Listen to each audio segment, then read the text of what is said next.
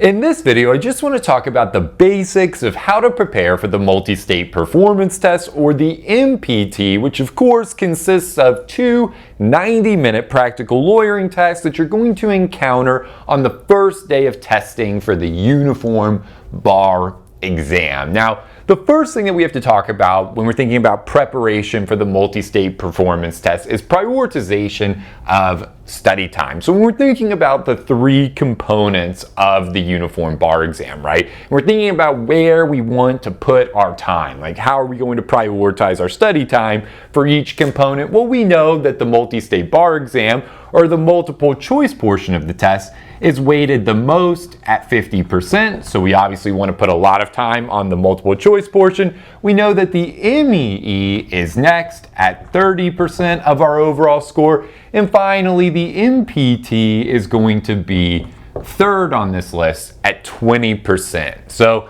in any bar review course, right, you're almost always going to want to prioritize your preparation for the Multistate Bar Exam, the multiple choice portion, and the Multistate Essay Exam, the 6 30-minute essays, over the performance test. Number one, just because of how your score is weighted, right? We know that the Multistate Bar Exam is 50%, the Multistate Essay Exam is 30%, and the MPT is only 20%. Right, so that's the obvious. But the other thing that's worth noting here, when we're thinking about the Multistate Performance Test, unlike the MEE and the MBE, no substantive knowledge of the law is required to accumulate points on the Multistate Performance Test. In other words, when you show up to take the performance test, the bar examiners are going to give you everything that you need, right? You're gonna get all of these documents, which we're gonna talk about in a second, and the file and the library, right? You're gonna get all this information, and in those documents is everything that you need to accumulate points on the Multistate Performance Test, to pass the Multistate Performance Test, right? You have all the information right there in front of you. You don't need to walk in with any substantive knowledge of the law to pass the performance test.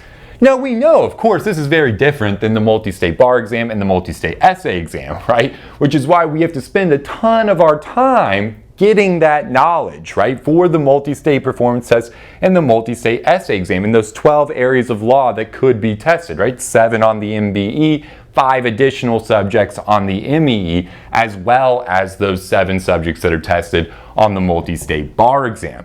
Right, so we know it's going to take a lot of time to learn, right, to gain all this substantive knowledge of the law, memorizing the law, learning how it works, the complexities of all these legal analyses that we have to commit to memory and have in our head ready to go to recall on the Multistate Bar Exam and the Multistate Essay Exam.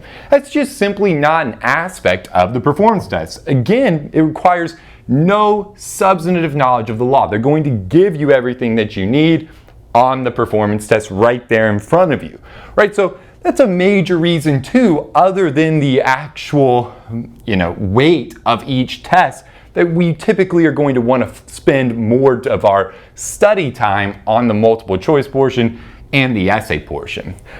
Right, and then obviously too, when we're thinking about the weighting of the score, right? Well, yeah, it's the lowest weighted, but what else is going on here when we're thinking about 20% versus 50% and 30%? Well, notably, when you study for the multiple choice portion, right? You're doing your 7 MBE subjects. You're going through practice questions and reviewing them in torts, civil procedure, evidence, right? All 7 of those subjects that are tested on the MBE, we know could also be tested on the MEE. So it's in effect impossible to study for the MBE without also studying for the MEE, right? So when we're studying for the MBE, the multiple choice portion, right, that's a very high ROI activity. Remember, we're thinking about return on our time investment. Studying for the MBE, well, sure, yeah, we know that's the highest weighted portion of the exam, that's 50%, but that's also going to help you a lot on the essay portion, right? There's a ton of overlap there. Remember, the bar examiners themselves say, look, the only real difference between the essay portion and the multiple choice portion is how the answers are communicated. But your thought process of applying law to fact in these subjects stays relatively the same. Obviously, on the essay portion, you have to communicate communicate your answers effectively in writing. Multiple choice portion, you communicate your answer by selecting the right answer choice.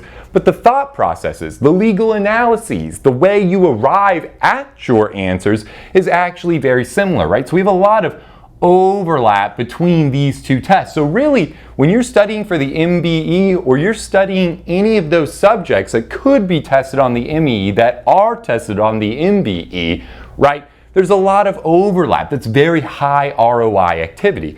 Unfortunately, or fortunately, depending on how you look at it, the MPT is kind of on its own island over here, right? There's no overlap between the MPT and the other portions of the exam, right? It's its own little closed universe on the uniform bar exam. You just don't get the same type of overlap. Now, arguably, you could say, well, the performance test requires, legal writing, which is a part of the essay exam, right? Sure, maybe a little bit. But that's a stretch, right? It's not the type of overlap that we're going to see with the actual MBE and MEE applying law to facts in the same subjects, right? And the same topics, right? The way we apply hearsay on the multiple choice portion to a fact pattern, very similar to how we apply hearsay on the essay portion to a fact pattern, right? The MPT is just on its own island. It could be on some random subject that you've never seen before, right? So all of this is just to say, right, that studying for the MPT can be somewhat of a trap, right, in terms of prioritization of study time.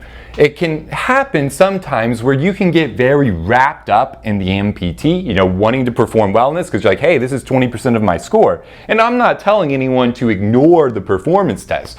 What I am saying is to recognize that it is a far lower return on your time investment, generally speaking, for these two reasons, right? No substantive knowledge is required, and it is the lowest weight of your score.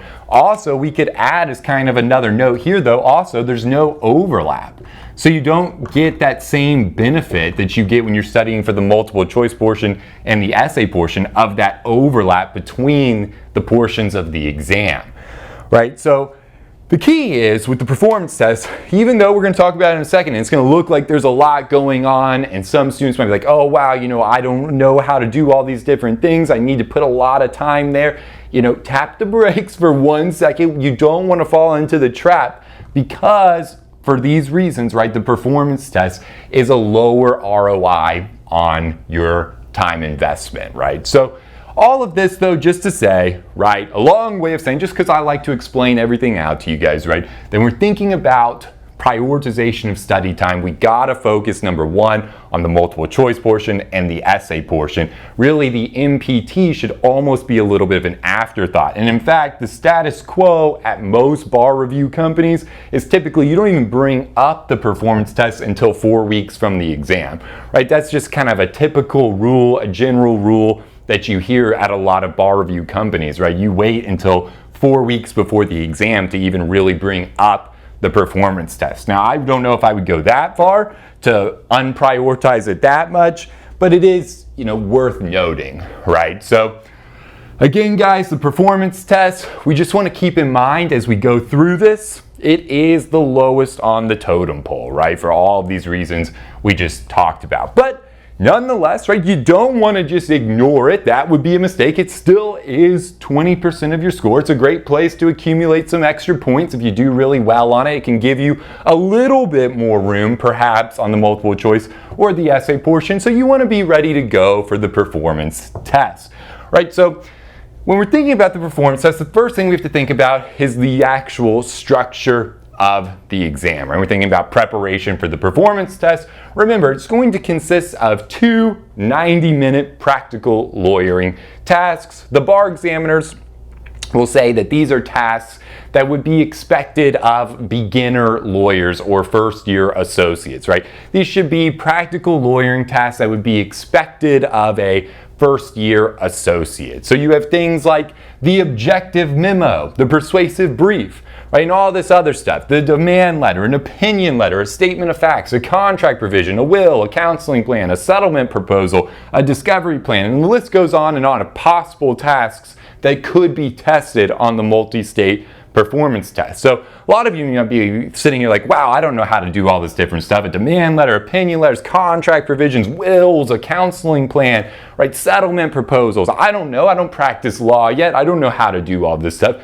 Don't panic, right? Number one, the first thing to think about here when I think of possible tasks that could be presented on the multi-state performance test. The way that I say this, and it's written on the board like this for a reason, is I like to say, well, what's tested on the possible tasks that could be tested on the multi-state performance test? We're thinking the objective memo, the persuasive brief, and then everything else, right? 95% of the time, if you look at the charts, the data over the last, 15 years or so on the performance test, 95% of the time, either an objective memo, a persuasive brief, or both were actually tested. So 95% of the time, you know that half of the performance test is either an objective memo, a persuasive brief, and again, 50% of the time, it's actually both. Almost half the time, you actually get one task is the objective memo, or both tasks are the objective memo, and the other is the persuasive brief, right? All of this to say that you're pretty much almost guaranteed to see an objective memo, persuasive brief. You could get a very wild card performance test that does two of these other things that are less frequently tested, but for the most part, we really want to think about the objective memo, the persuasive brief, and then everything else, right? And the good news here is, at most law schools, right, especially if you went to an ABA accredited law school, what did you do? Your first semester, you probably took a legal research and writing class. You did an objective memo. Your second semester, what did you do? Probably a persuasive brief. So many of you, right, and if you're a practicing attorney, you know what an objective memo, a persuasive brief is. Maybe you're taking a bar exam in a different jurisdiction, right? Then, by the way, if that's you, the performance test should theoretically then be the easiest part of this exam for you. But hopefully all of us have some idea of what an objective memo and a persuasive brief looks like. Think back to your 1L legal research and writing class, right? The objective memo, you probably did your first semester. Second semester, you probably did the persuasive brief. Just as a big picture overview in case anyone's wondering. Remember, the objective memo, you can summarize both of these, kind of the difference between the memo and the persuasive brief, the objective memo and the persuasive brief, in 2 words, right? The objective memo, what's the goal, right? The goal is to explain. The persuasive brief, the goal is to persuade or convince, right? The objective memo is all about just explaining what's going on, right? It's just giving a comprehensive explanation of the legal issues. Whether that's favorable for the client or unfavorable, you don't care. You're just presenting the issues, applying them to the facts, and saying, here you go. Here's an objective overview of the relevant legal issues, right? It's just an explanation of what's going on. You don't care if it's favorable to the client, unfavorable, right? You're just explaining to the reader what the case is, what the legal issues are, and how it would play out, how it might play out, right? The persuasive brief is different, right? On the other hand, the goal here is to actually persuade the reader or convince the reader, right? So you're going to do kind of a similar thing where you're still applying the law to the facts, right? You're going to, though, do this in a way such as to advocate for your client, right? You want to present the law and the facts in a way, right, that actually goes to your client's goal, right? Whatever that is, whether you're trying to find whether you're a defendant, a plaintiff, representing the defendant, representing the plaintiff, or prosecution, whatever it is in a criminal case, right? Whatever your client's goal is, maybe that's to be not liable, or to find somebody liable, or not guilty, or guilty, right? Whatever the goal here is, you're trying to persuade the reader to find for your client, right? So you want to present the law and the facts in a way that's going to persuade or convince the reader, right? So you don't want to present a bunch of unfavorable law, right? The objective memo, again, it's all about just explaining everything. You're not taking any sides. It's just a big picture, what's going on. The persuasive brief, obviously, like it sounds like, we're trying to persuade the reader, right? We're advocating for our client. We're trying to present the law and the facts in a way that can help accomplish whatever our client's goal is, right? To help render a verdict in favor of our client, whatever that may B, okay? And we'll give you way more details down the line on the objective memo, the persuasive brief, and all this other stuff, so don't worry too much about it. Just wanted to make a note, right, as to what the objective memo is and what the persuasive brief is. So these are your possible tasks, right? There's all this different stuff that you could be presented. Well, what's the structure? How do you know what you're being tested on? How do you know what the performance test is? Well, there's going to be two main components, right? When you get your materials on the performance test, right? You remember, you're gonna have two 90-minute practical lawyering tasks. So what you're going to see though, when you open up your test book, are the materials, right? And you're going, for each performance test, you're going to have a file and a library, right? The file is going to consist of a memo from your supervising attorney, right, which I call the partner memo, right? This is going to be a memo addressed to you, the bar taker, right? And it's going to tell you very clearly what you must accomplish, right? Obviously, what your work product or your composition needs to actually accomplish, right? So it's going to give you some very clear directions. It might give you very specific guidelines, right? The partner memo is probably the most important document in your whole library, right? In your file, your library, the partner memo is the most important piece of paper you're going to have. It tells you clearly what you need to do, right? It's going to say, it's not actually going to say, but it's basically saying, here's how you pass the multi-state performance test. This is what you need to do, right? And it's going to serve it up. Sometimes the partner memo can be extremely explicit. It can tell you very step by step almost. It can give you guidelines. It can say, this is what we want you to do. This is how we want you to format it. This is how it should be structured, right? We organize it this way. You know, sometimes it's even gone so detailed that it tells you what your headings should look like, right? Giving examples of headings that are proper and examples of headings that would be improper, right? So the key here with the partner memo is to do exactly what it says to do, right? It's basically testing your ability to follow directions, right? So the partner memo, or that letter or that memorandum you're going to get from your supervising attorney, right? All this is fictional, obviously, on the performance test, but this memo you're getting from the supervising attorney is going to tell you exactly what you must accomplish, right? So it's going to give you the task, whether that's an objective memo, a persuasive brief, or something else, right? Then, after the partner memo in your test booklet and the materials for the performance test, you're going to be given the facts, right? The facts of the case. And this is going to be through source documents, right? Typical types of documents that you might find in a law office, right? Things like the interview transcripts, depositions, hearings, pleadings, client documents, newspaper articles, medical research, police reports, notes from the attorneys, right? Anything that could be found in a typical law office that would give you facts for your client's case, right, are things that you could see, right? And this is going to, though, kind of establish a fact pattern. Now, very important to recognize as you go through the file and you look at the facts and all these different source documents, right? All the interview transcripts, depositions, hearings, pleadings, client documents, newspaper articles.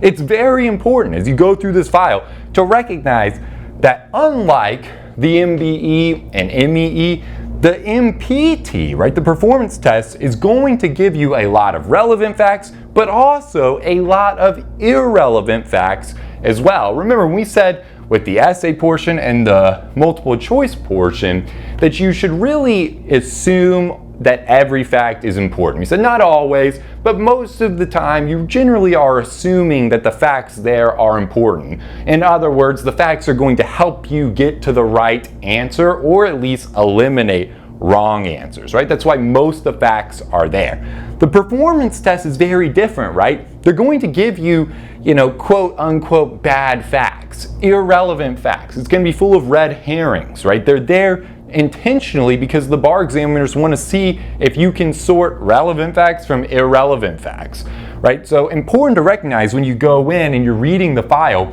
not every piece of information you're giving, every newspaper clipping, every piece of transcript of the interview, every fact that you get might not be ultimately relevant to solving whatever the problem is or analyzing the problem that you've been given. Right, so important to recognize you are going to have irrelevant facts on the performance test. And a big part of the performance test is your ability to go through the facts, find the relevant ones, and pull those out, right? And leave the irrelevant facts alone, right? So just the main note there to think about as you go through the facts.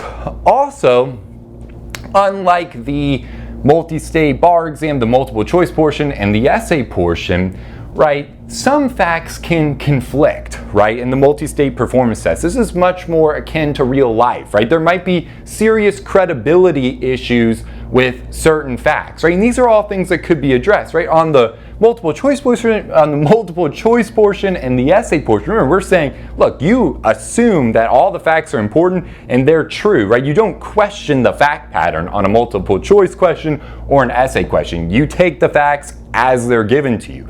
On the multi-state performance test, right, there's a little bit more leeway. It's more like real life, right? You could have facts that are conflicting. You could have an interview from one person that says one thing. You could have an interview from another person that says the exact opposite, right? Or there could be serious credibility with a statement from a witness, right? They might have some sort of credibility issue. And these are all things, depending on what your task is, you can use in different ways to either, right, if it's an objective memo, you're not trying to obviously advocate for your client, you're just giving an objective overview basically of the case, but imagine it's a persuasive brief, right? Well, that's all, you know, all those different nuances, right, of conflicting facts, all of that could be used in different ways to potentially advocate for your client, right?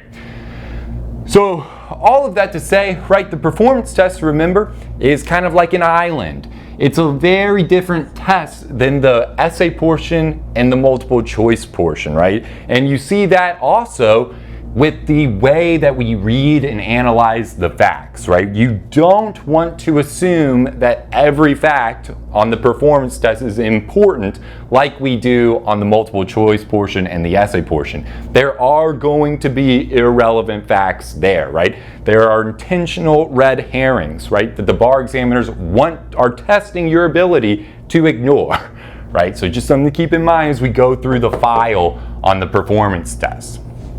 Okay, so after we get past the partner memo, which tells us what we're trying to accomplish, it gives us our task, and we read the facts, right? We get through the facts, right? All these source documents, the interview transcripts, the depositions, the hearings, right? That's going to establish some sort of fact pattern. The last thing that we're going to have is the library, which of course contains the cases, the statutes, the regulations, and or rules, right? This is the law. The library gives us the closed universe of law that we can use, right, to analyze the problem, to accomplish the task that we've been given, right? And just like the facts, of course, we're going to be given, most of the time, relevant and irrelevant law.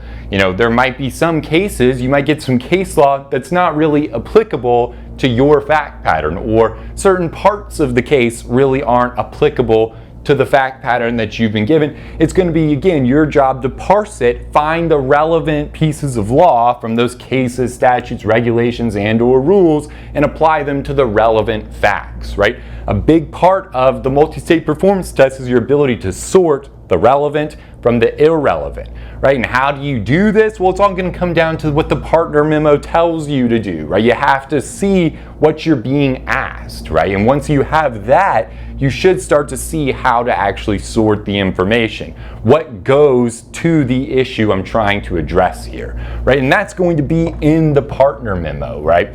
So again, very, very important. The partner memo is the key to this thing, right? You can't, if you just have a library of law and a fact pattern, you don't know what to do with that, right? You couldn't do anything. You need the partner memo to tell you what you're doing with these facts. What's the goal with the facts and the law that you are given? But that's the general structure of the performance test, right? And typically, the bar examiners are going to recommend that you spend 45 minutes kind of if you have 90 minutes per task, half of that, 45 minutes, should kind of be spent going over the file in the library, maybe preparing your answer. And the second half, the next 45 minutes, should be spent writing your work product, your answer, your written composition, right? And I would say, I say that because it's going to be given to you probably if you read the performance test and the directions from the National Conference of Bar Examiners.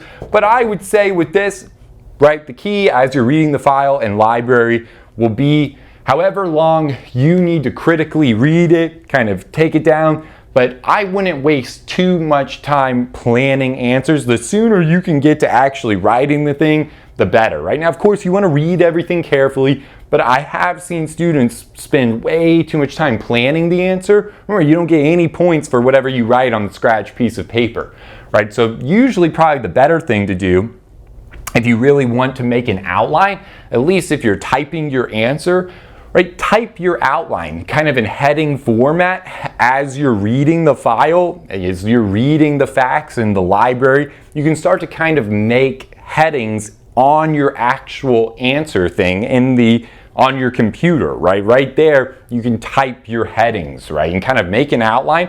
And then when you're ready to write, you can just go back in and fill out that outline. Don't write an outline on the scratch sheet of paper though, and then retransfer that to your computer, right? That's wasting time. So generally, I would say to avoid, as you're reading the MPT, to actually, prepare an answer on the scratch sheet of paper that you're given. I wouldn't recommend doing that. Again, probably the better move if you really want to make an outline before you start typing would be to actually make the outline in the computer where you're writing the answer, and then just go back and fill it in when you're ready to start writing. And of course, if you need to delete anything, you can always do that later as well, right?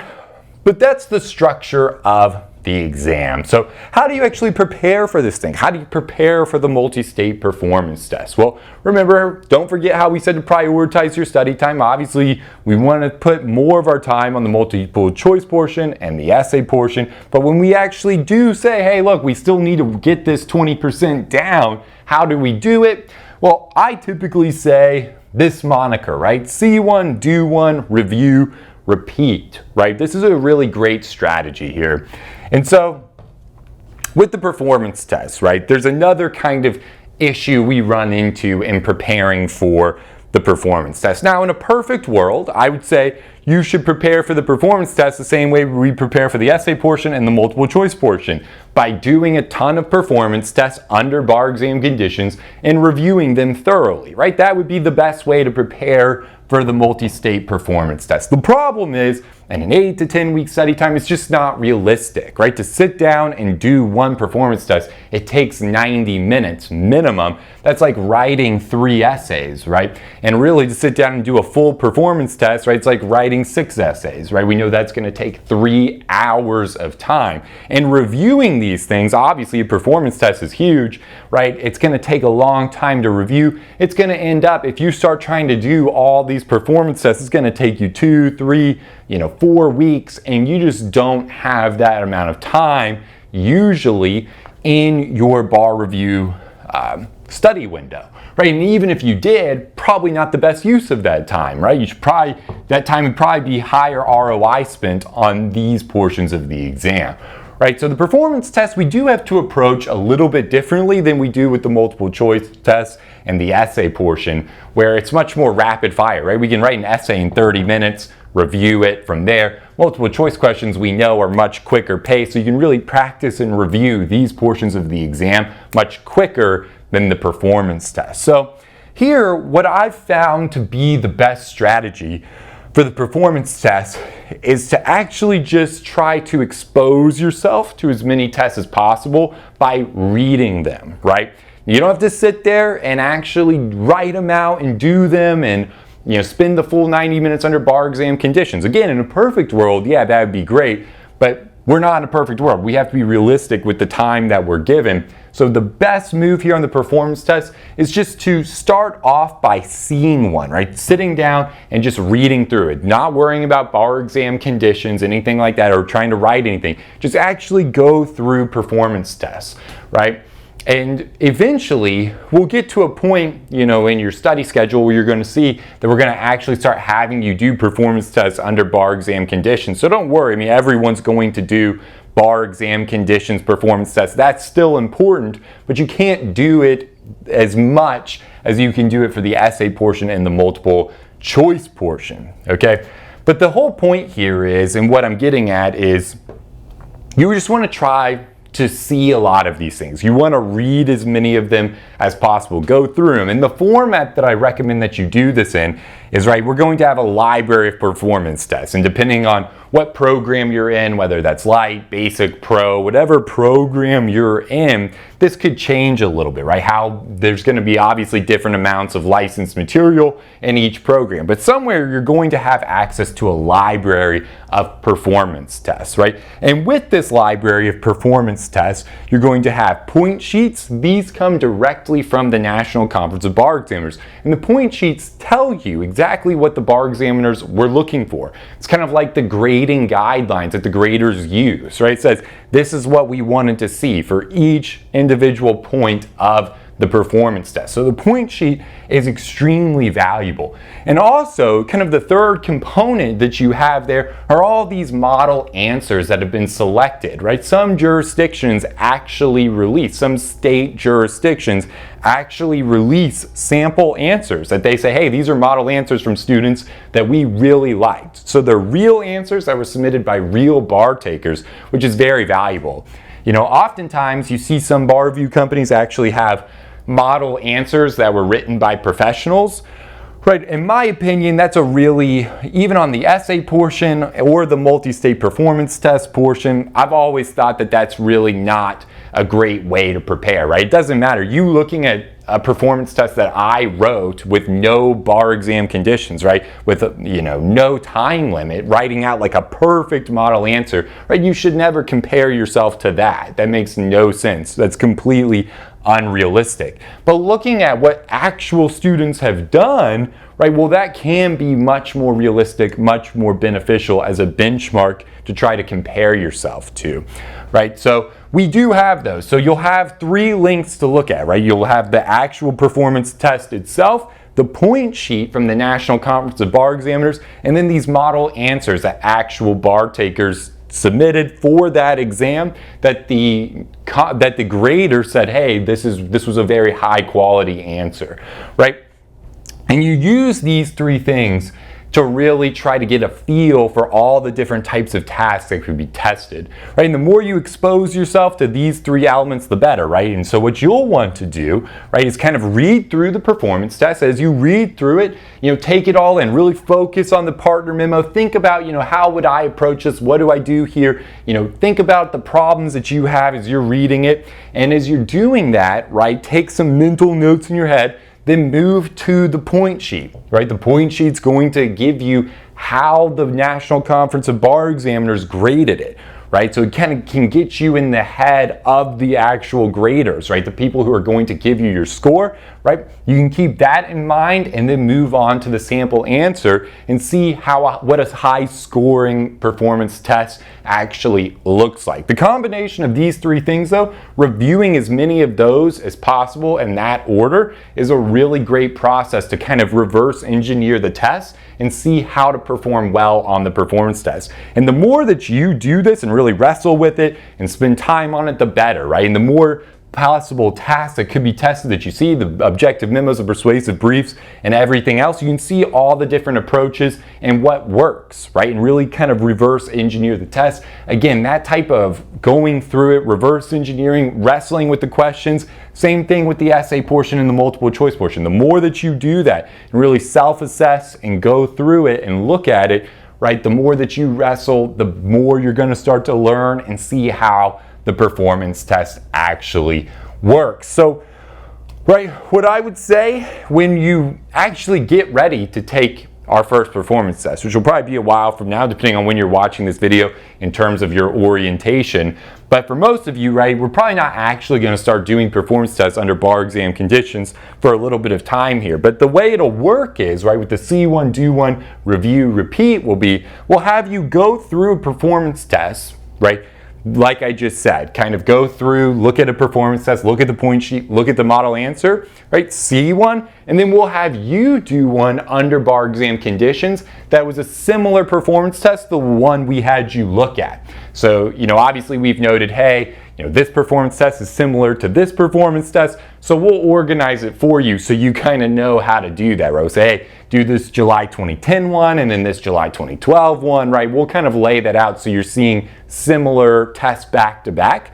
But the idea is you'll see one, you'll do one, and then you'll obviously review the one that you just did the same way, right? You'll look at the point sheet, look at a model answer, and then you repeat this process. But that'll basically be the overall strategy for preparation for the multi-state performance test. And we're going to talk about some variances here on that with a self-assessment exercise that you can do below this video, right? But the one thing I want to talk about before we get into the self-assessment exercise is really, and again, we're going to go into more detail as you get closer to actual substantive preparation for the multi-state performance test. But I do want to talk about the two most common mistakes, because these are by far and away the two reasons that students usually, 9 out of 10 times, if you see a student who performed poorly on the performance test, I can say it comes down to these two things, right? Not following directions and not managing time properly. These are usually the two biggest mistakes that students or bar takers are going to make. Remember, the partner memo is the most important part. That memorandum that you get from the supervising attorney that gives you the directions or the instructions. It tells you what your task is. It states clearly what you must accomplish. If you do anything other than what that memo tells you to do, you are not going to perform well on the performance test, right? Not following directions is a big problem. And it sounds simple, right? Like, okay, following directions is easy. But as you go through and you work through some of these, you'll see it's not always as easy as you would think. Especially identifying, when we're thinking about the differences between the objective memo and the persuasive brief, right? And an objective memo, if you start advocating for your client, right, there's going to be this temptation in writing an objective memo to use favorable language, right? To, advocate for your client, right? That's what lawyers want to do. As a bar taker, it's sometimes hard to take a step back and say, hey, I'm supposed to be really objective here, right? And same idea with the persuasive brief. It's really easy sometimes to make arguments for the other side. Hey, the other side could argue this here, because you're going to see it, right? The law and the facts are going to appear in a way that you're like, hey, look, this would be a great argument for the other side, but you don't want to present things that are unfavorable to your client in a persuasive brief, right? So all of this to say, and we'll get into it all in more detail later, right? But it's very important to follow the directions that you're given in the partner memo. I mean, the partner memo is literally going to tell you exactly what you need to do. It's going to tell you what the bar examiners are looking for. It's going to tell you how to accumulate points on the performance test. The more you stray away from the directions, the fewer points you're actually going to score, right? So not following directions is probably the number one problem you're going to run into in terms of accumulating points on the multi-state performance test. Next, not managing time properly. The performance test is going to be the fastest 3 hours of your life, right? It's very difficult to get through all this stuff, right? The file in the library, you're gonna have tons of documents and all this law to look at. There's a lot going on, right? It's very hard to move at the pace you need to get through it effectively and efficiently so you're not leaving anything blank, right? Because again, what's the worst thing to do? Leaving stuff blank. You don't want to leave one of the performance tests blank and start the bar exam off down 10%, right? That's not an optimal result. So again, the only way you can really learn how to manage time properly is going to be doing some under bar exam conditions with that timer on so you can see how fast you need to move, right? A lot of times this can be a big problem for attorneys who are practicing attorneys but are sitting in a different jurisdiction, right? Because you want to put a level of care into it that you're just not going to be able to give on a 90-minute performance test, on a 90-minute practical lawyering task, right? So we just want to be very cognizant of the time and gotta remember that we're moving quick, right? We can't go into these lengthy discussions, into this massive stuff. It's usually just gotta be bang, bang, bang, bang, you know, and move on to the next thing. So again, two biggest mistakes going to be not following directions and not managing time properly. So when you get to the point where you're ready to actually sit down and do your first performance test under bar exam conditions, the last thing I want you to think about before you flip the paper over and start going is just say to yourself, look, I'm gonna follow these directions exactly and I'm gonna manage my time properly. If nothing else, I am going to do those two things. I am going to follow these directions exactly as they're written in the partner memo. I'm going to do exactly what my supervising attorney tells me to do here, and I'm going to manage this time as best as I possibly can. I'm going to move quick. If you do those two things, right, you're really taking out a lot of the problems that you could face, right? And again, easier said than done, but that's why we practice these things, right? So the last question is, well, how much should you practice, right? How many performance tests do you need to do under bar exam conditions? Obviously, we're weighing it the lowest on the scale of the uniform bar exam, but how many do you need to do? Well, the performance test is interesting in that this is probably the part of the exam where you're going to see the greatest variance among students, right? Among bar takers. Like I said in the beginning of orientation, some of you watching this are probably ready to take the performance test right now, right? You have enough ability right now to go in and do an effective job, right? To be successful on the performance test. Because again, no substantive knowledge is required. It's just testing your skills, right? So if you performed very highly in your legal research and writing class as a 1L, or you've been a practicing attorney for some amount of time, right, and you're really an effective legal researcher and writer, right, the performance test will be very easy for you. You just need to basically learn how to manage the time properly, right? So you would still, no one should just walk into it having not practiced one under bar exam conditions, even if you're the best legal writer in the world, because you want to see what that time looks like. You need to know how to manage the time right, but you'll have all the skills and direction following ability, right, if you're a really strong legal researcher and writer. This is the type of stuff, right, practicing attorneys should be able to do in their sleep, right? But obviously, the bar exam throws in the nuance of it's a timed test, so you would want to work on that, right? So again, some students are going to be on that end of the spectrum where you're going to be very effective at the performance test without a whole lot of work, and you really then, if that's you, want to focus the vast majority of your time on the multi-state bar exam and the multi-state essay exam. On the other end of the spectrum, right, there's going to be some students that really do need some work on the performance test. You need to go through more, really build that legal research and writing skills, right? Maybe you're a foreign trained LLM, or you just did really poorly in those classes. You know legal research and writing is not your strong point as an attorney, right? That's just something that you've struggled with in law school, whatever, right? You need a little bit more work there. No problem, right? The great thing about Studicata bar reviews, our schedules are very flexible, right? That just means you're going to have to put in a little bit more time on the performance test. Right now, again, you don't ever want to go overboard here. You don't want to fall into the trap of getting consumed by the performance test and spending all your time there and not getting enough in on the essay portion and the multiple choice portion, which are far higher returns on your time investment. But nonetheless, right, you're still going to want to put in a little bit more on the performance test, so you'll need to adapt your study schedule. So how do you do this?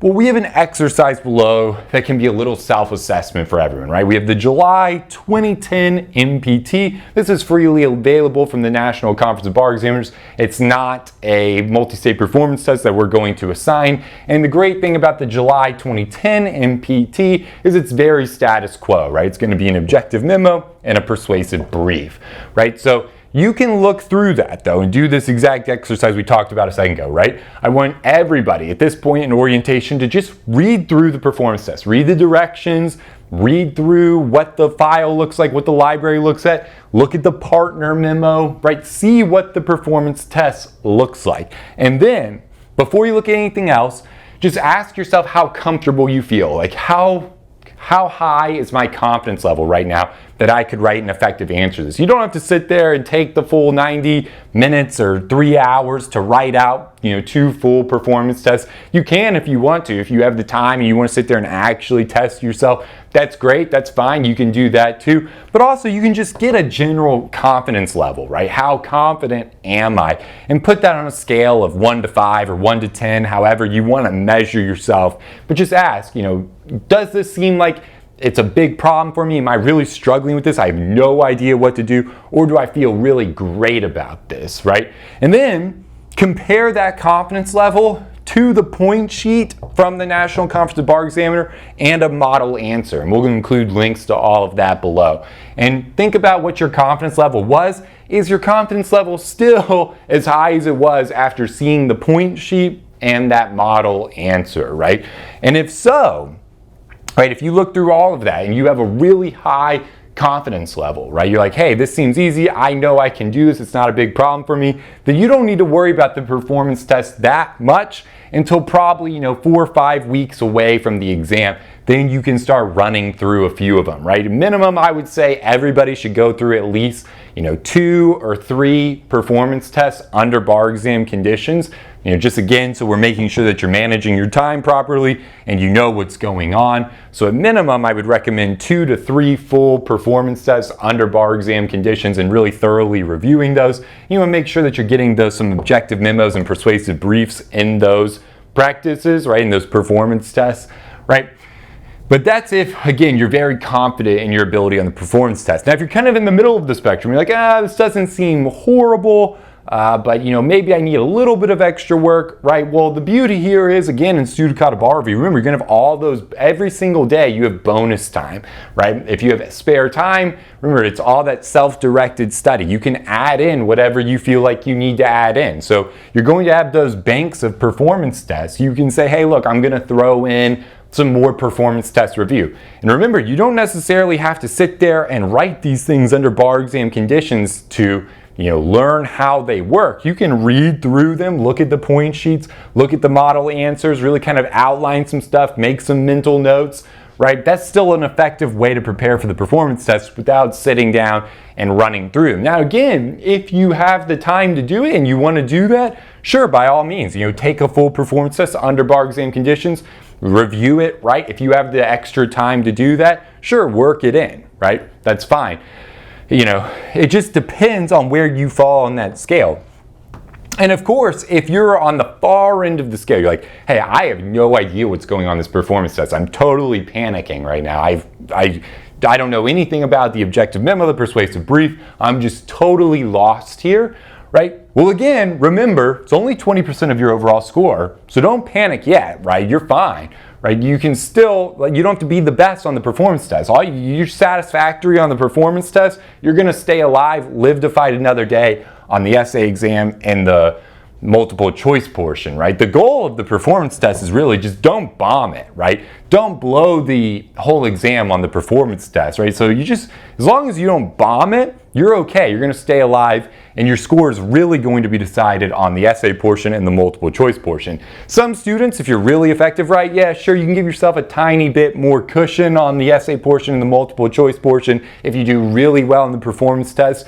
But for most students, right, the idea is, look, as long as you're not bombing it, you're okay, right? You're going to have enough points there to move on and really focus on these other 2 portions of the exam that are worth way more, right? So, but if you truly are in that boat, you're like, hey, I might bomb this thing. I don't know how to even do this at all, right? Okay, well, now you have to work it in a little bit more. Probably each week, you need to be taking out a full day on the performance test. If you look at that July 2010 MPT and self-assess and you're like, hey, I'm at that far end of the spectrum, I have no confidence here, then I would say build in a day each week in the schedule, right? Push it back. Each week, add another day in, just take a day off from your regularly scheduled activity and add in a full performance test day where you're gonna do one under bar exam conditions, right? And really thoroughly review those point sheets and model answers, right? Spend a full day on it, right? But that's, again, in cases where somebody really thinks that they need a lot of work on the performance test. Otherwise, again, you don't want to fall in the trap of spending too much time on the performance test. So again, do a self-assessment, and be honest, I know self-assessments are difficult, right? And the performance test is probably the hardest thing to self-grade because it's very subjective, but that's why we do have these point sheets and the model answers. So really, rather than trying to self-grade yourself with some sort of score, you should really think about your confidence level. How do I feel about objective memos and persuasive briefs? How did I do in my first year legal research and writing class? That's probably the biggest indicator, right? If you did really well, or even if you were just kind of average in those classes, right, you're probably okay for this portion of the exam. But if this, is a real, struggle for you personally, especially after you look at that July 2010 and self-assess, right, then just add in a little bit more, right?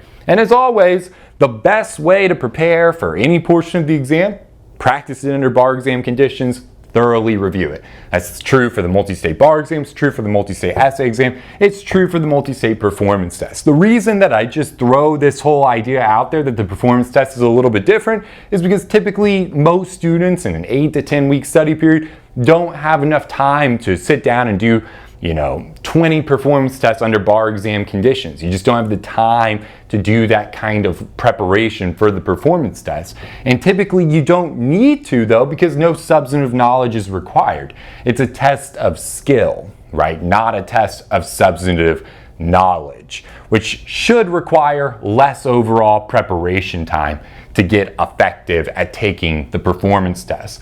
But again, guys, all of that's really all I wanted to talk about with the performance test, so I'll leave you to it. Do please make sure that you check out those links below for that July 2010 performance test. Try to do that self-assessment, really gauge your confidence level, and kind of compare that confidence level as best as you can to the point sheets and the model answers that are included, just to make sure that you're on track. If you have a really high confidence level, but of course, what you had in mind doesn't match at all what you're seeing in the point sheets or the sample answers, that could be a little bit of a problem. Also, one last note, remember that the model answer that's included was like literally one of the highest scoring answers on the exam of all the thousands of bar takers. So you don't have to write an answer as good as that model answer to pass the bar exam, right? Remember, it's a test of minimum competence. They just want to see that you're minimally competent at being a first-year attorney, right? We're not trying to show that you're some masterful, right, Ruth Bader Ginsburg level Supreme Court Justice legal analyzer, right, on the bar exam. It's a minimum competence kind of thing. So this model answer, don't get intimidated by the model answer, right? This is literally like an answer that was selected out of thousands as one of the best ones, right? So, that's not necessarily the goal, right? It's like, hey, if you can do that, great. You're going to give yourself more cushion on the essay portion and the multiple choice portion, but you don't need to write that to pass. So don't get discouraged by the sample answer. The main thing is just that that model answer is somewhat on track with what you were thinking in your head, right? Okay. But again, enough with that. I want you guys to all get to it, do that self-assessment, and if you need to adjust the study schedule a little bit to add in some more MPT preparation, make sure that you do that. But overall, I think most of us will be in good shape as long as we just read through a bunch of them, right? Remember, you have all those spare days, all that self-directed bonus review time. Just take some of those. For most of you, you should be okay just to take a few of those and read through some performance tests, right? Look at the point sheets, look at the model answers, right? The more you do that, the more you expose yourself to it, the more ready you're going to be on exam day.